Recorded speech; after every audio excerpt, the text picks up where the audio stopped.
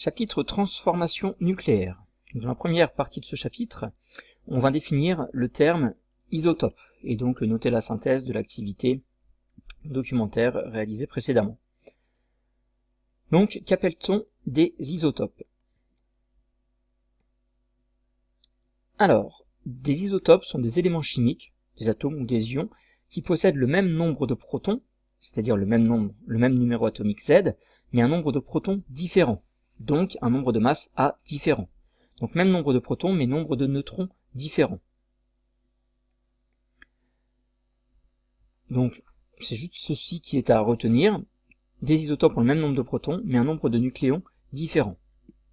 Ou même Z, mais A différent. Par exemple, les deux isotopes stables du cuivre se nomment cuivre 63 et cuivre 65.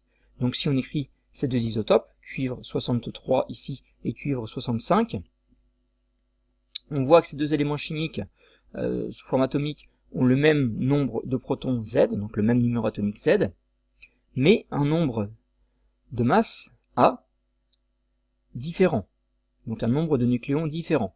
Donc même nombre de protons, mais nombre de nucléons différents, donc nombre de neutrons différents.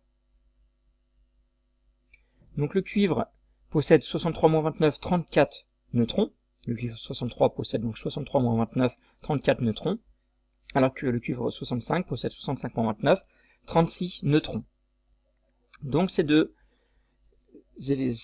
atomes sont dits isotopes, ils ont un même nombre de protons, mais un nombre de neutrons différent.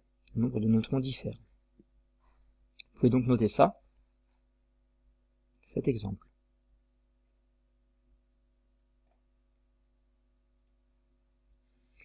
Et donc pour illustrer ça, une petite simulation. Donc on va ici pouvoir regarder les isotopes qui existent pour chacun pour un certain nombre d'éléments chimiques, leurs symboles et leur abondance dans la nature. Donc par exemple l'hydrogène, l'isotope 1 de l'hydrogène, H1, qui possède un proton et donc 0 neutron, 1, 0 neutron, est un isotope stable de l'hydrogène. L'idée, ça va être d'introduire la deuxième partie de ce chapitre. Il est quasiment présent à 100% dans la nature. L'hydrogène 2, isotope donc 2 de l'hydrogène, qui possède un proton et un neutron, on parlera de deutérium, est très peu présent dans la nature, à hauteur de 0,01%. L'hydrogène 3 existe à l'état de trace, et ce que montre cette animation, c'est que cet isotope de l'hydrogène, l'hydrogène 3, est instable. Plus le nombre de neutrons augmente, plus l'isotope est instable, et moins on va le trouver dans la nature. Instable, en fait, on verra après qu'il va se désintégrer.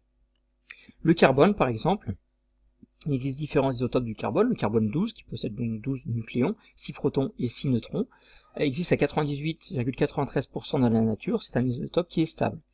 Un autre isotope connu, c'est le carbone 14, qui est instable, qui possède 6 protons et 8 neutrons, 14-6. Cet isotope existe à l'état de trace dans la nature parce qu'il est instable. Vous verrez donc en classe de première, en enseignement scientifique, que le carbone 14 est utilisé par exemple pour de la datation.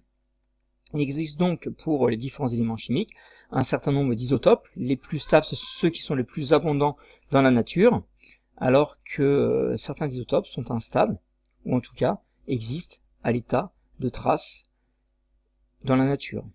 L'oxygène 18, 0,2%, l'oxygène 19, instable, 0%, parce que étant instable, il ne va pas exister sous cet état-là, il va se désintégrer.